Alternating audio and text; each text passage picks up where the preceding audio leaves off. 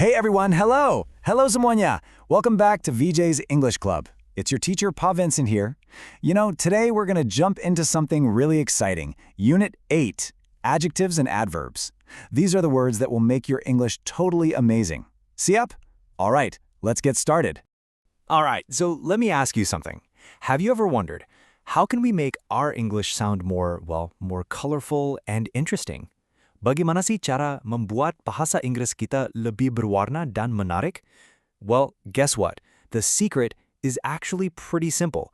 It's all about using adjectives and adverbs. Think of them as magic words. They add all the cool details, the emotion, and really bring our language to life. Okay, first things first. Let's get into our lesson vocabulary. These are the key words for this unit, the words that are going to help you understand everything else we talk about today. Jadi, kuasai kata-kata kunci ini. And trust me, sisanya akan jauh lebih gampang. So here's our full vocabulary list for this unit. Now, don't worry about memorizing it all at once. You can always pause right here and take a closer look. For now, though, I want us to focus on just 3 super important words. First up, we have adjective. That's kata sifat. Then adverb, which is kata keterangan. And finally, the word modify. To modify just means to describe something, to add more detail to another word. Jadi, modify itu artinya menjelaskan atau memberi informasi tambahan. Got it? These 3 are basically the heart of our whole lesson today. All right, are you ready? Let's dive into part 1, describing nouns. This is all about adjectives. Yep, we're going to focus completely on those awesome words we use to describe people, places, and things. Jadi di bagian ini, kita akan fokus penuh pada semua tentang kata sifat. So, what is an adjective really? Well, it's simple. An adjective is a word that describes or modifies a noun or a pronoun. Intinya, adjective itu adalah kata yang mendeskripsikan kata benda atau kata ganti. Look at the example, a beautiful girl. See that? The word beautiful is our adjective. Why? Because it tells us something more about the noun, which is girl. Easy, right? Sederhana kan? Now, you should know there are actually a few different types of adjectives. We have descriptive ones like happy to talk about quality. We have quantitative ones like many to talk about how much. There are even demonstrative ones like this or possessive ones like my. Setiap jenis ini punya fungsi yang spesifik, ya?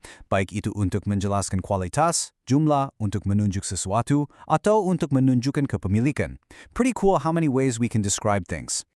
Okay, everyone, I need you to pay really close attention to this next part. This is super, super important, especially for us Indonesian speakers. Why? Because the position of adjectives in English is often the complete opposite of Bahasa Indonesia. We call it the aturan terbalik, the reverse rule. Look here. In English, the adjective almost always comes before the noun. We say a beautiful girl. We don't say a girl beautiful. The other main position is after a linking verb, like she is beautiful. This is a huge rule, so please remember this one. All right, let's move on to something really fun and super useful, making comparisons.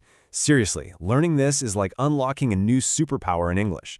We're going to learn how to use comparatives and superlatives. You know, how to compare 2 things and how to say something is the biggest, the fastest, or the most amazing of all. And you know what? The rules are actually pretty straightforward. For short adjectives, one-syllable words like tall, we just add er to compare 2 things, so taller, and est for the top one, tallest. But for longer adjectives like beautiful, we don't add an ending. Instead, we use the words more and most, so more beautiful, most beautiful. Check out the colors on the screen. They're there to help you remember. Ingat ya, pakai kode warna ini untuk membantu kalian mengingat aturannya. Now, here's a little twist. Some of the most important adjectives in English are, well, they're irregular. They don't follow the rules we just talked about. For example, we don't say gooder, we say better and best. And for bad, it becomes worse and worst. These are just special words you have to memorize. But don't worry, there aren't too many, and you'll get used to them really fast. You can do it. Semangat. Wow, great work on adjectives, everyone. So we've mastered how to describe things. Now, what about describing actions? That's right, we're moving on to part 2, introducing adverbs. Sekarang kita akan belajar cara mendeskripsikan sebuah aksi atau kegiatan. Let's go. Okay, so what in the world is an adverb? Think of it this way. An adverb is a word that modifies a verb, an adjective, or even another adverb. Most of the time, it tells us more about an action. Jadi, gampangnya, adverb itu menjelaskan kata kerja. It usually answers the question, how? Check out the example. She sings beautifully. The word beautifully is our adverb because it tells us how she sings. It's describing the verb, sings. See, it adds detail to the action.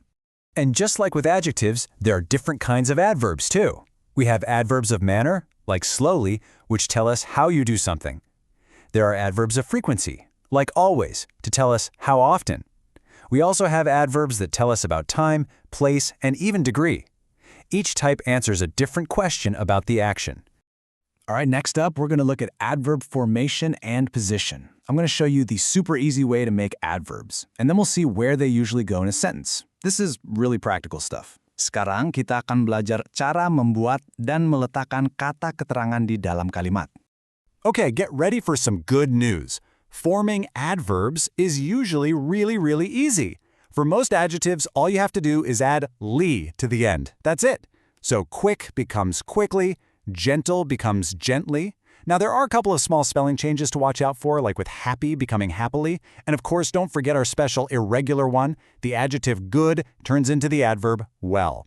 So, where do these adverbs go in a sentence? Well, here's more good news. You have options. Adverbs are pretty flexible.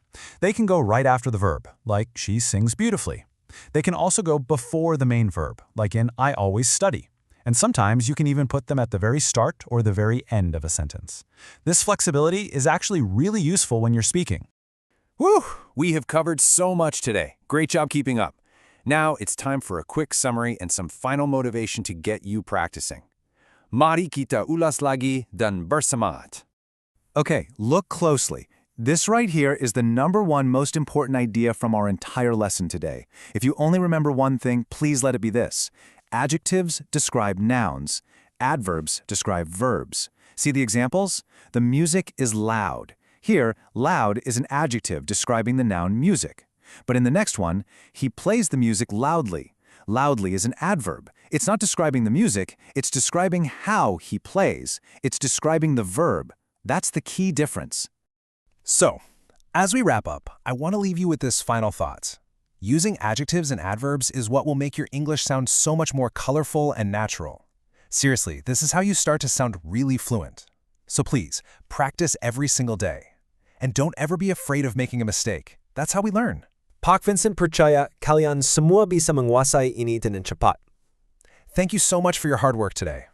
I'll see you in the next lesson.